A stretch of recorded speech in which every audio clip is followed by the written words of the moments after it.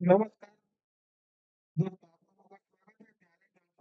Competitive exam यहाँ मिलेगा आपको सही स्ट्रेटजी बेस्ड कंटेंट और एग्जाम ओरिएंटेड प्रिपरेशन। तो चलिए बिना किसी वक्त गवाए आगे हम लोग शुरू करते हैं। पिछले वीडियो में हम लोग इस क्वेश्चन तक कर चुके थे और हम बोले थे कि आरआरबी जम्मू 1992 का जो क्वेश्चन है वो नेक्स्ट वीडियो में हम लोग करेंगे। तो आज इस वीडियो में हम लोग करने जा रहे हैं। तो चलिए पहला सवाल हम देखते हैं।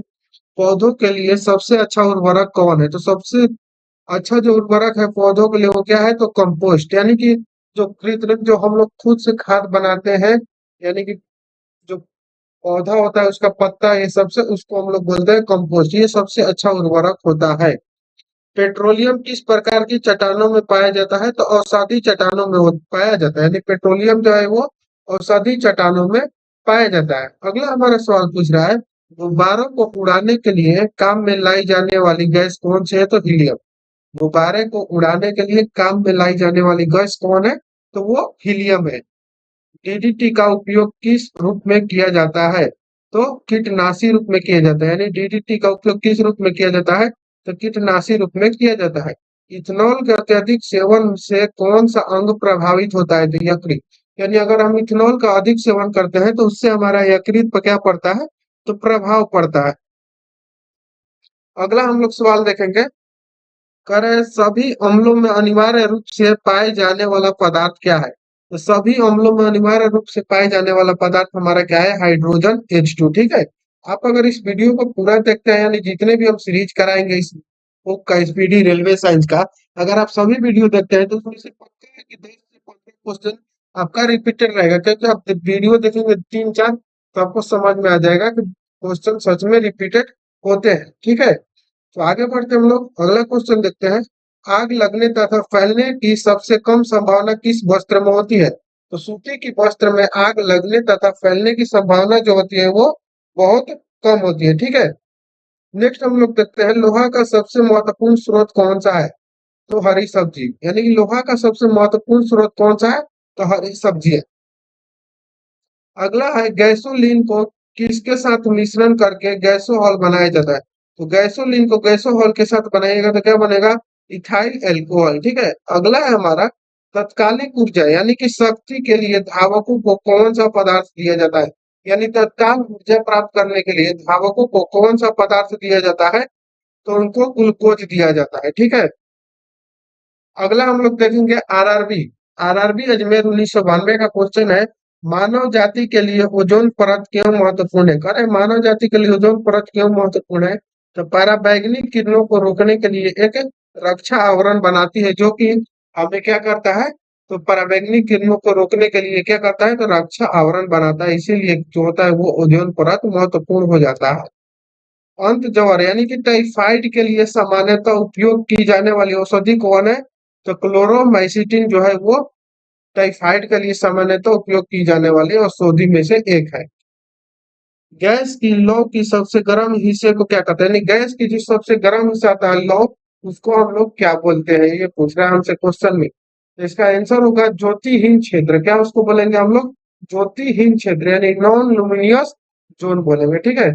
अगला है, सोने का शुद्ध रूप कितने कैरेट का होता है? तो 24 कैरेट होता है, यानी कि सोने का जो शुद्ध रूप होता है वो कितने होता है? तो 24 कैरेट होता है।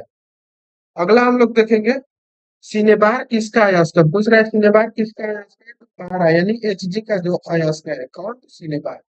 शरीर के ताप का नियंत्रण किसके द्वारा होता है? तो हाइपोथैलेमस। हाइपोथैलेमस जो है वो हमारे शरीर के ताप को नियंत्रण करता है। अगला है, लाल अस्थि मज्जा में किसका निर्माण होता है? तो लाल रक्त कणिकाओं का। लाल अस्थि मज्जा में किसका निर्माण होता है? तो लाल रक्त कणिकाओं का। केशोरुक दंड में कितनी हड्डियां होती है? तो 33 हड्डियां होती है। केशोरुक दंड में कितनी हड्डियां होती है? तो 33 हड्डियां होती है। और हमारे पूरे चेहरा यानी कि मस्तिष्क जो है पूरा चेहरा ये हमारा, इसमें कितना हड्डियां होता है? ये आप हमें कमेंट करके जरूर बताइएगा।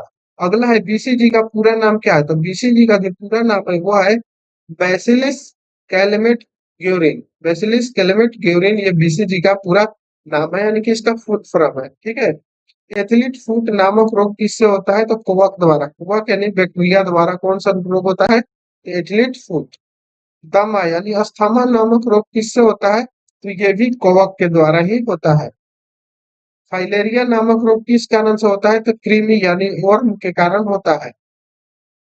जब एक वस्तु की वेग दोगुनी हो जाती है तो उसकी गतिज ऊर्जा चौगुनी बढ़ जाती है, यानी काइनेटिक ऊर्जा क्या होगा? तो चौगुना बढ़ जाएगा, यानी के ही बराबर क्या होता है? 1/2 mv²। इस सूत्र को बैठाकर आप हल कीजिएगा तो चौगुना बढ़ जाएगा, यानी कि क्या होगा? तो वस्तु की वेग वेग जो है हमारा दोगुना होगा तो दो का स्क्वायर करेंगे हम लोग, क्या होगा? 4, यानी इसीलिए हमारा काइनेटिक ऊर्जा पर कितना फर्क पड़ेगा?